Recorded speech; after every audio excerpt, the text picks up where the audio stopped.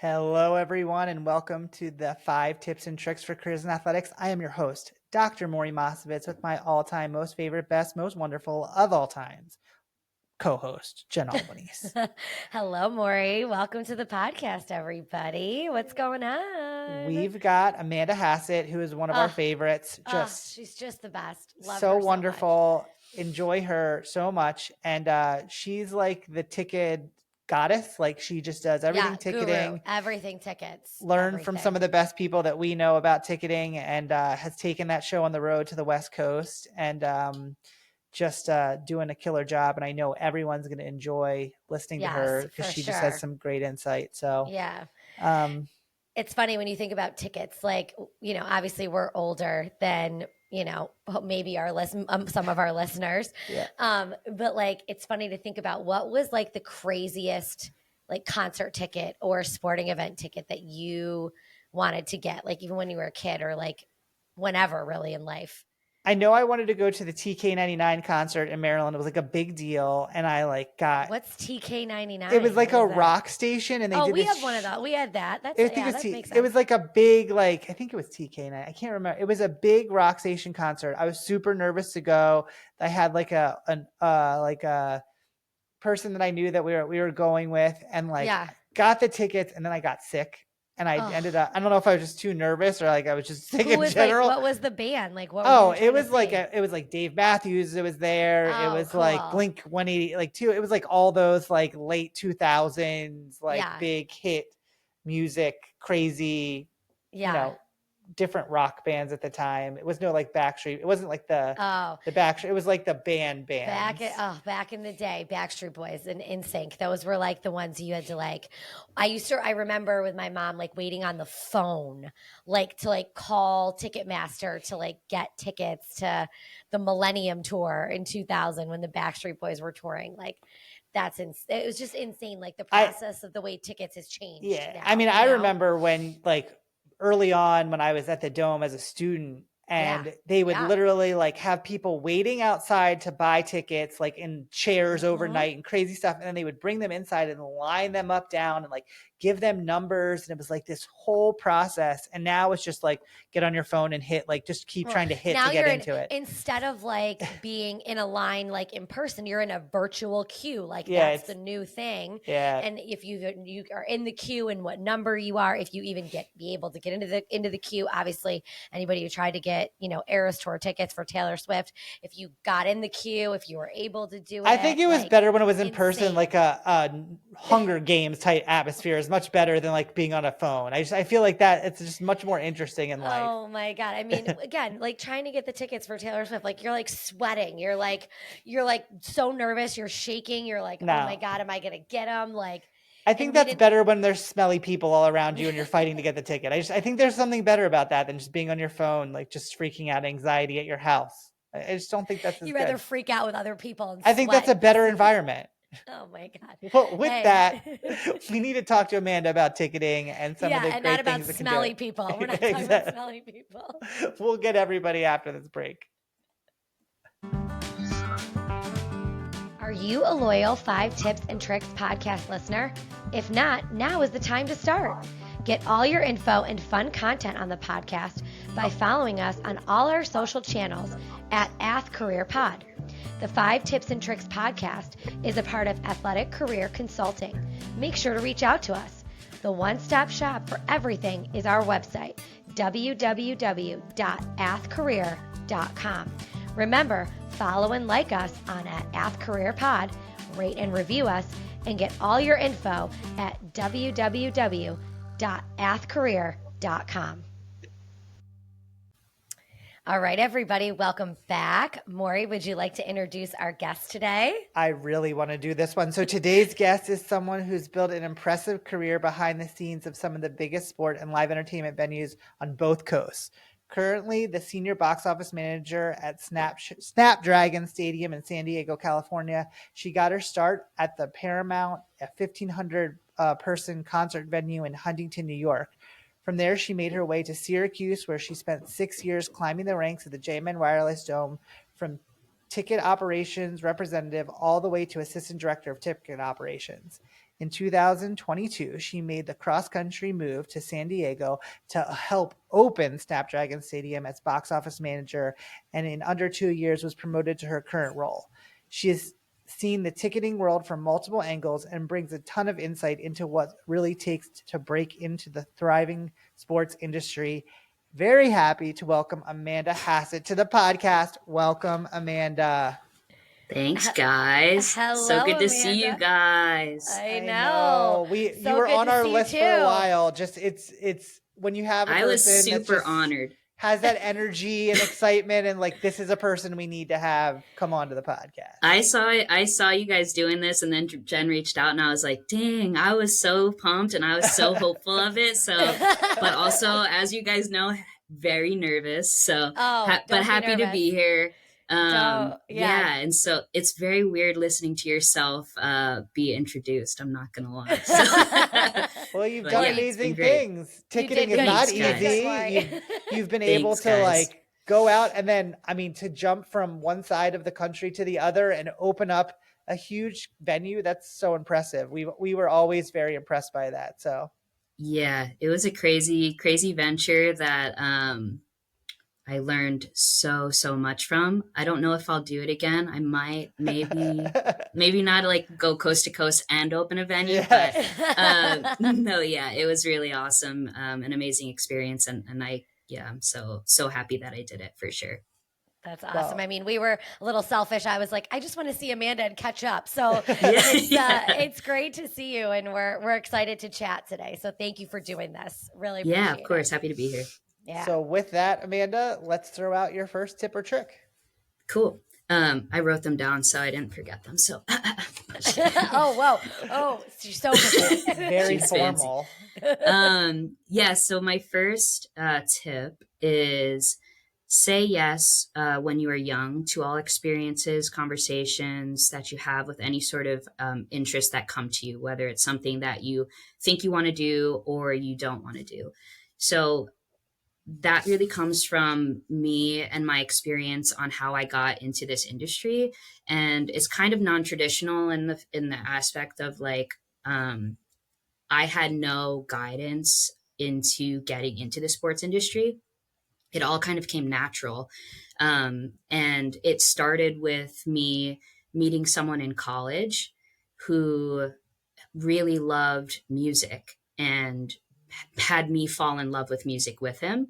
So he started bringing me to local concerts. I grew up on Long Island, and he started bringing me to small local shows, like, 100 people. And I really started like understanding like, okay, I'm really into this. And then I started meeting people who actually were booking those shows. And then I got an internship with that booking company. And the final internship was, you're going to book your own show. So I booked my own show, and I learned how to book artists, how to market the show, how to ticket the show. And from that, I met, one of my mentors, and at the time, one of my best friends, who was running the Paramount in the ticket office. And she got me into ticket scanning. So I started, doing ticket scanning. And then I was like, oh, I could actually, work in the ticket office and start selling tickets. And then she started working for Live Nation. And then I was like, okay, well, I can go work at bigger venues with Live Nation. And just all these small little things that were trickling just because I, had this one conversation with one person that opened up the door to this huge conversation with all these other people, and opportunities that just kept getting dropped in my lap. For something like, in all honesty, when I was in college, I studied film. Like, I had no desire at all to be in the ticketing world. And then the reason I got to Syracuse was because I was dating someone long distance from a band that I booked at the first show that I was in the booking company. That's so cool. Yeah, so it's the most random thing. And I was looking online because I wanted to move to Syracuse because that's where he lived. So I was like, well, I want to move to Syracuse. I have some ticketing background. So why don't I look if there's a job at the Dome open? And there was like a part-time job at the Dome open. So I applied. I got on a call with somebody that worked in the ticket office there, and they were like, yeah, when are you moving up? You can come work here. And then it kind of just all spiraled just because of this one conversation with this one guy. And I said, hey, yeah, I want to go to this concert with you. Like, and I just met all these people. And it was just because I said yes to something that I was interested in, and then yes to something else I was interested in. And I think that so many people, you know, are so scared. They have like this idea of like, I'm going to college, I want to do this, I have this like one idea and I'm going to take that path and get there. And they miss out on all this other opportunity of what they the potential of what they can be doing. And if I didn't say yes to that one conversation, I wouldn't be where I am today. And I just think that that's the coolest thing about life in general is like how that one little life changing conversation can change. Like, I wouldn't be insane. I could not be sitting at this desk right now if I didn't have that one little conversation. And I think that's the coolest thing. No, I think that's so awesome. What I was thinking of too is that combination of you saying yes and going forward, but also the person that you are, and that you put yourself out there, that you give it your all. Like, you're the type of person that doesn't just sit there and be like, okay, well, I'm going to try this, but I'm just going to sit back and like see how it was. Like, I think that that's the other like key and component. And that the one thing I really appreciate about you is that like, not only are you taking advantage of it and diving into it, but putting your full self into it. I think that's what has helped you keep moving up and like be successful, and wanting people to like get you on their team and be on board and do what you've done. So I appreciate that. Thank you. I think saying yes to just opens up so many other opportunities that I don't think people realize. Like, you never know who you're going to meet when you say yes to the one opportunity.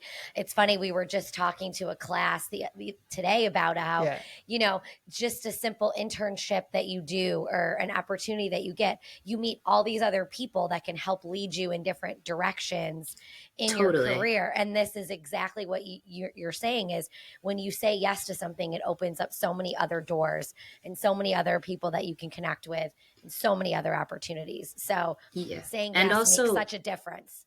Yeah. And I think too, like, you have to be willing to say yes and be okay with being like, okay, that didn't work. Right. So I got that internship with the booking company, and I learned so much. And it was something I was like, oh, I really, really love this. And I learned a lot.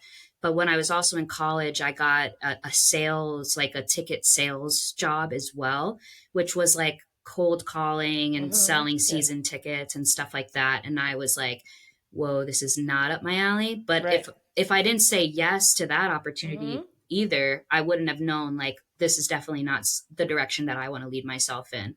So I think if it has an interest to you, I highly recommend exploring it. It can be temporary, right? Like, it doesn't have to be the definitive route that you take. And that goes to, like, you know, you're 18 years old, and like when you go into college, it doesn't have to be like, this is the route I'm taking, this is the one I'm stuck on. Like, make decisions, change your route. It's totally fine to do that. And I think people just need to be okay with like saying yes and then being like, okay, we're going to change into a different direction. Yeah, I'd be a psychologist right now if I followed that path. So. Right, I'd be a math teacher. Like, so definitely not a math teacher. Go that way. Yeah, exactly. Awesome, cool. Amanda, killing it. Okay, number 2. Bring out number 2. Number 2. My next one is bring a positive attitude to every work experience, every conversation with patrons, promoters, staff. The list goes on and on. It will rub off on the people around you, and it will stand out to the people that matter. 100%. So I think that kind of is self-explanatory. Like, obviously the energy that you bring into any environment, whether that's your work environment, your personal environment, that's going to show who you are as an individual. I have like an example specifically to this that like resonates with me as an individual. When I opened this building, and it's something that I never really realized until somebody pointed it out to me. A lot of times, like, the ticket industry specifically is very intense, especially on event day, where, you know, it's high energy. It is, you know, your lines will be backed up. There's resolution issues, people wanting to buy tickets. You're trying to figure everything out. Like, you not only patrons, but people behind the scenes are needing help. You're needing to relocate people. There's just so many things going on. And then not only that, like our opening day was really challenging. It was very warm. It was the technology was, not perfect because we were still trying to figure all that out. So I'm dealing with like scanner issues and all different types of things. And somebody came up to me during all of that and was like, this is the calmest box office that I have ever been in. And I took a step back because I didn't realize how I was acting. I was just acting how, like, portraying the energy that I like to put out into the world. Being yourself. I was just trying. Yeah, I was. And I think a lot of it has to do with like people that I've worked with as well, understanding like, hey, this is the energy that I know is going to be successful. So I'm going to put this out there.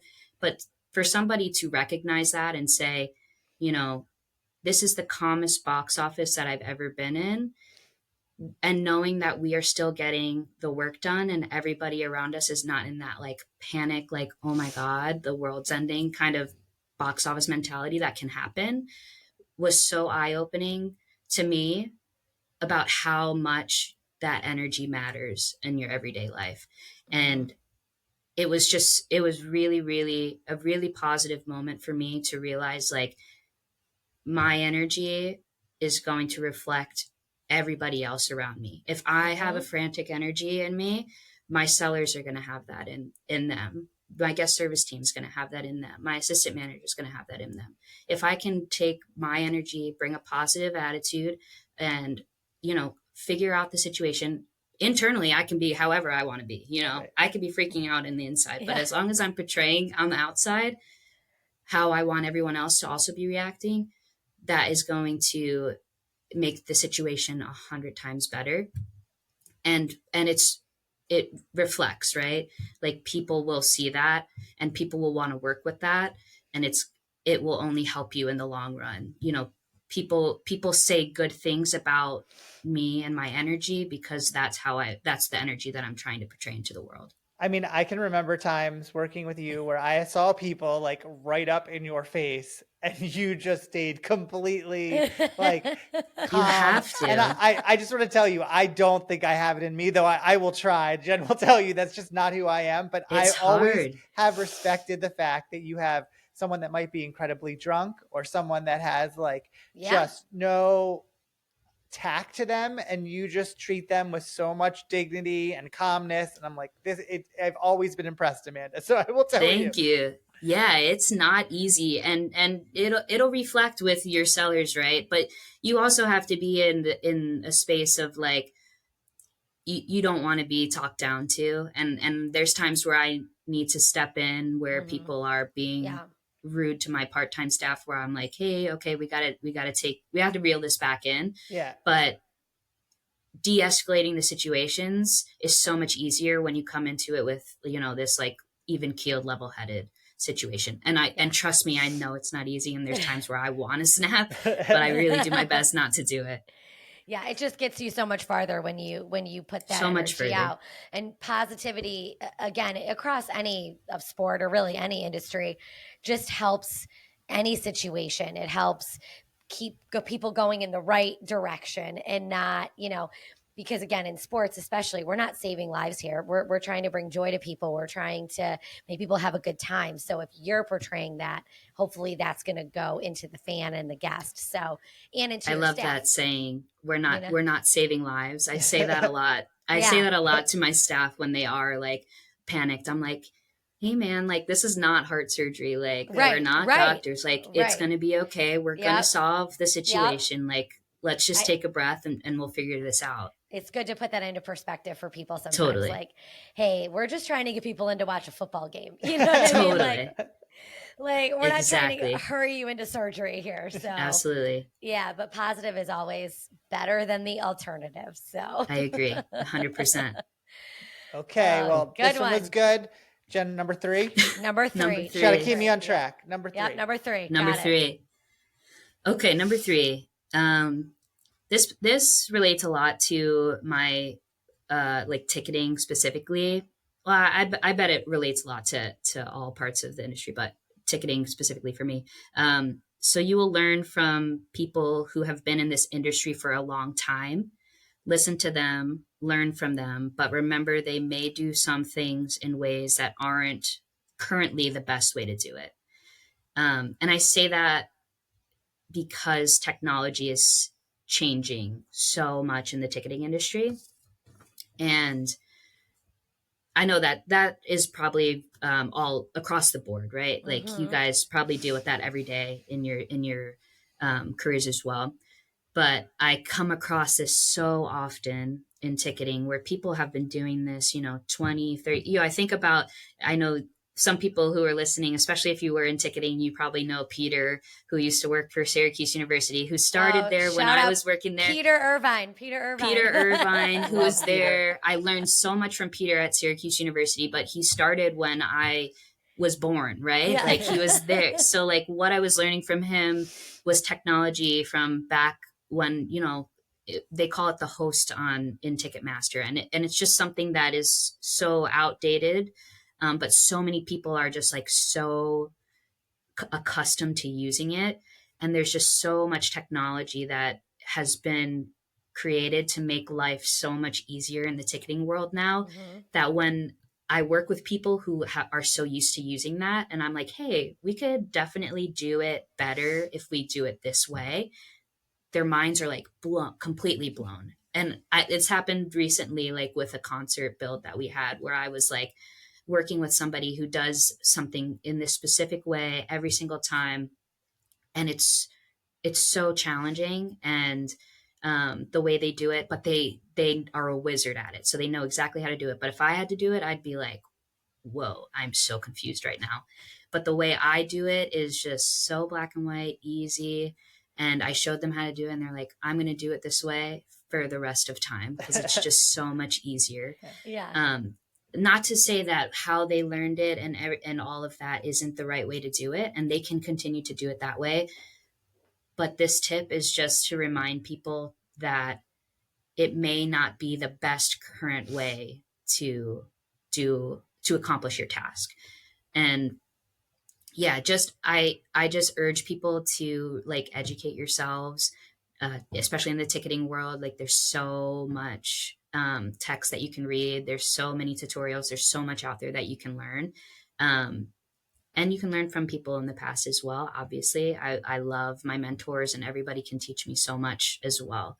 But yeah, just the technology is ever changing. And I just make sure you're staying up to date on that. Yeah, it doesn't mean that just because you're older, you can't do it. You just have to be open to it. And I feel like it's a conversation we have so much about like, well, this is how we've always done it. And you have to kind of step back and say, well, does that make sense for where we currently are at and what we're doing? And so I think people are sometimes afraid of that and afraid of change. And like, how do you help? And I think, like you said, educate them to understand like, well, I really understand what you're saying, but how do, what have you ever thought about this? And have you ever seen this? This is an example. And that really helps the person migrate over. It is not great when you say, well, this is the way we do it now, or belittle them, or like, it's such a difference. Like what you said, it's how to engage with them. And then they might show you something that you never know. Like I think ticketing so crazy. Like I remember when you could only buy a ticket at the box office, like that's how old I feel weirdly. Yeah, like when you had to go when it was like a paper ticket. Yeah. Well, like, yeah, like if you wanted to buy a concert through Ticketmaster, you had to go to a Ticketmaster like venue to buy a concert, even if you wanted to go somewhere else and they would print it for you there. And now we're talking about that, like you can literally buy your ticket on your phone, like as you walk up to a venue, which is like so far. I don't know.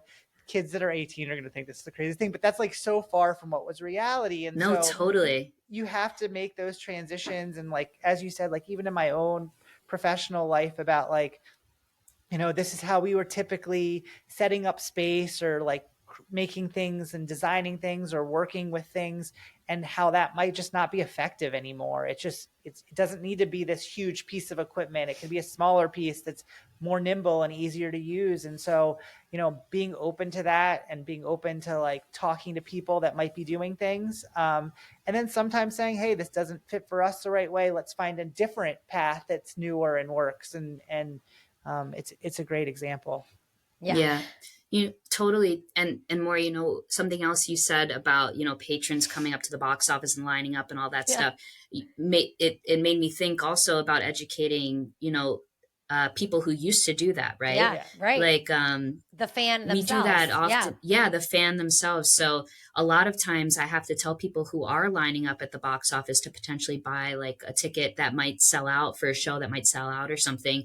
Hey, you should probably actually go online, because I'm not going to have any tickets here at the box office, because they're all going to sell online before like I can get you anything here. Right. So educating patrons as well as, staff. It's a totally interesting process. Yeah, I spent 8 hours outside reminding people to download their tickets before they got to the stadium, like, because you'll take forever to get in. I just did that. So like, there's these things that you got to learn new, and how do you transmit that to the people that are coming to your venues? It's just such an interesting process about the evolution of anything within the industry, and how do you deal with that? Totally. Absolutely. That's a good one. Okay. Good. Well, awesome tip. Number 4. Yes. Number 4. 4. We're on number 4. Okay. Number 4. So I wrote, it is okay to sit in the same position for a few years and master your craft. And I write that because I think there's this idea that success is created based on title and money, and that definitely was something that was made up in my head, and I don't know where I learned that from, but I see it often in the younger generation of like people who are trying to bounce from job to job to get a bigger title or to get like more money and all of that. Totally understand why people want to do that, or wanting to like move to a different place, or and try to figure out where they want to land as far as location and all that. But I think there is a beauty in staying where you are and really mastering the craft that you are trying to focus on. And it's funny, I say this now. This maybe should have been my last tip and trick, but I say this now. When I originally moved to Syracuse, I had the idea that I was going to be there for a year and then move to Arizona, because a lot of my family lives in Arizona. And, when I was part-time there, and I applied for a full-time position at Syracuse with Jeremiah. Shout out Jeremiah. He's my boss when I first was there. And I was very transparent. I was like 22 years old, and I was like, hey, like, I love working here, but I probably won't be here a long time. It just doesn't feel like the right place for me to be. And he didn't give me the job. He didn't give me the full-time job, because he's like, I want to give this to somebody who wants to be here and wants to master their craft. Right. And I was totally understanding of that. Learned that I probably shouldn't have been so transparent in the interview process. He let me know that as well. But, long story short, it wound up working out. He just saw in me what I didn't see in myself. So I wound up getting the full-time position, and wound up sticking around for 6 years, because I realized the importance of growth in the industry, and what I could learn from the people that were around me. And I think when I went into it, I really just thought like, oh, I just want to jump around. I want to figure it out. I want to, move around, and like, what's next? And honestly, I thank a lot to Jeremiah, because I think he saw what I needed, what I couldn't see myself. And that was, I needed to be patient, and I needed to stick around, and that I was going to do really well in the ticketing industry. And I just needed the chance that I wasn't ready to give myself. But yeah, I just think that's a really important thing, to be okay with being complacent and mastering that craft that you're in.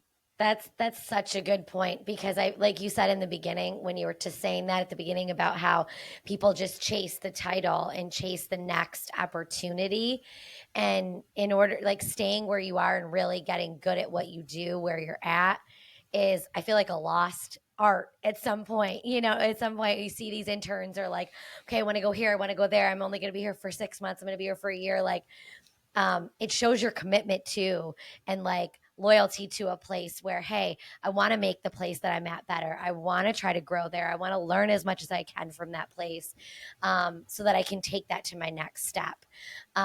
So I love that. And that is such a good thing for, I think, the younger generation to hear. I really, really like that. So. It's a good point too, like as a supervisor, and I'm sure you're in the same position now doing it, that you don't really want to hear that someone just doesn't want to really be there for very long. Not because it just doesn't connect with people, and to like, you have to learn to mature and do it. And I think the one thing that I keep hearing, like the thread through, is keep your mind open, whether it to be to stay in a place, or if you're thinking about maybe leaving, but like give yourself the opportunity to think about that, balance it out, and find what's that best path for you through kind of really contemplating it and not just doing one thing or another. So whether that's staying in place or even looking for the next opportunity. Yeah.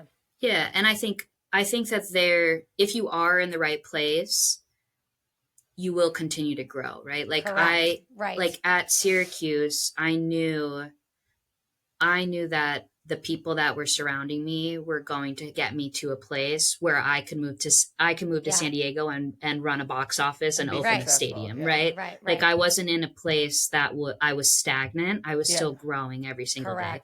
And so that's different. Like if you're in a place where your opportunity is being stunted, I say, it's time for you to get out. Yeah. Find your next opportunity. But if you are still learning and you are still growing in the space that you're in, I highly recommend sticking around and mastering that. Yeah. Awesome. That's great. Killing it. Okay. All right. Last one. I can't believe we're at the end. I Jen, know. throw All it right. out. Amanda, the big one. So what do you know now that you wish you knew then? So what do you know now at this point in your career that you wish you knew when you first started? This one is so big for me now. And it's so easy, but it's so overlooked. And it is honestly just work-life balance. And I learned it because I got burnt out, and I'm only 31 years old, and getting burnt out is crazy. And it's a horrible feeling. And it's not taught. Work-life balance is not taught, and it's not spoken about. And all I do now is talk to my people about it because it's so important. It's so, so, so important. And I wish people had talked to me about it when I first started in the industry. And that does not mean that you should not grind. It does not mean you should not master your craft. That does not mean you should not put the hard work in, but that means that you should take time to also learn who you are as an individual outside of the office, because that is so important to the quality of work that you're going to produce inside the office. And I did not understand that until I moved to San Diego, and people out here understand work-life balance, let me tell you. Well, it's 75 and sunny every day in San Diego. They understand work-life balance. Most days I go outside and I'm like, does anybody have a job out here? Like literally. It's amazing out here. And I moved out here, and I had come from just finishing basketball season. And when I worked at Syracuse, I was traveling full time with basketball. So I was, and football basically. So I was just on the clock from October to the end of March. I was just dead. Yeah. And there's just no stop to it. No. And I didn't understand that, like, I need to stop. It doesn't help either that Syracuse, like, the winter is really challenging. So you can just invest all your time in work. Yeah. Here it's like a lot easier because I can just, like, go dip my toes in the ocean. Rub it in. But yeah, like I went from that to then I moved out here to then I had to hire a full staff. I had to open a building. I had to figure out, and I'd never done any of that. So I'm like doing all that as well. I was just like, what am I doing? This is so crazy. And then if the building opened and I just like totally crashed, and I was like, this is insane. And it's just not attainable. Like, you cannot continue to do that to your body. And I praise my assistant manager. He is the best thing that's ever happened to me. If you can invest in people that are going to support you, they will save your life. And he does, like, every single day. And I tell him all the time, shout out Addie. He's so awesome. I went to Jamaica for my sister's wedding last week, and I did not worry about work. And I was telling Jen, I don't think I've done that in 10 years. It's just, you invest in really good people, and you take breaks, and it will, the quality of work that you produce in the office, you will see a difference. And I cannot stress it enough how important it is for your mental health. Yeah. And as a supervisor, I think that many supervisors don't always portray like, hey, I want you to take the time, use your vacation time, regenerate yourself. Yes. Because there's this idea of like, hey, you got to work as hard, you got to get as much as you can out of people. And so I've tried to try to say to people, like, how are you doing? Like, how's your battery charged? Like, don't overwhelm yourself. And especially when you're young, like, no, I just really want to do things. And sometimes you have to reach out to that staff. And then also, as you get older, you so appreciate those people that allow you to be able to like take that gap and be able to find your own space so that you can come back and be successful, which was something like, I agree. I didn't get that until I was in my 30s. Like it took me a while to get to that point. And now I so appreciate, like, I don't go to every sporting event. I used to do it, and it was never, I'm happy that I could support the programs and be a part of it, but it was not making me be successful for them to do my job that they need me to do. And so you have to really then get the people there. And I know that when I'm not there, they're in good hands, that I have good people there that are helping them. And as a young person, you need to realize it. And then as a person that's, in a leadership role, you also need to support that and help do it. So that's such a great tip. I think too, like, as a leader, giving your younger staff opportunity to allow them to, take that initiative on, like, and allow them to, run an event and stuff like that. Like that really shows up for them, right? Like, that's an important thing for them, and it's a good learning experience for them. So allowing them to do that is being a good leader, taking a step back. That's not only showing as an example, like, hey, I'm going to take a break for myself, but that's also allowing them the opportunity to learn. Yeah. And I think that's really important. I was just going to say, set that example of that work-life balance so that the people underneath you can see you doing it as well. So that they're going to feel comfortable to do it. I love when people say work-life balance, because it's not talked about enough. No. I'm so glad you said that, because it's not talked about enough. And to do it in the beginning is only going to set you up for success for your whole career. So agreed. How perfect. What a way to end it. Perfect, nice ending, Amanda. Nice job. Thank you. Well, thank you so much for being here. We are so glad that you got to join us, and so excited to see your success. And Jen and I hope to get out and see the sunny side of life over on the West Coast with you. Yes, please come. I'm going to come play golf. We're going to come play golf. Established her golf plans with you, and she hasn't even been out there yet. So I'll try to come out for a football game or something. Come see you guys too. We'll be ready for you when you get here. Sweet. Yes. Well, this has been great. I appreciate you guys. Absolutely. All our podcast listeners, thank you for listening. And please make sure to tune in, subscribe, and listen every week. Jen, throw out all our socials and our connections. Yep. So make sure you're following us on all the social channels at Ath Career Pod and on all the podcast platforms. And new episodes drop every Tuesday. So thank you so much, Amanda. This has been great. Thanks for listening, everybody. Bye, everyone. Bye. If you like the 5 Tips and Tricks podcast, make sure to subscribe on your favorite podcast platform. You can rate and review us, including questions that may be answered on future episodes. The 5 Tips and Tricks podcast for careers in athletics is part of Athletic Career Consulting. Check us out at www.athcareer.com. Don't forget to follow and like us on your top social media platforms.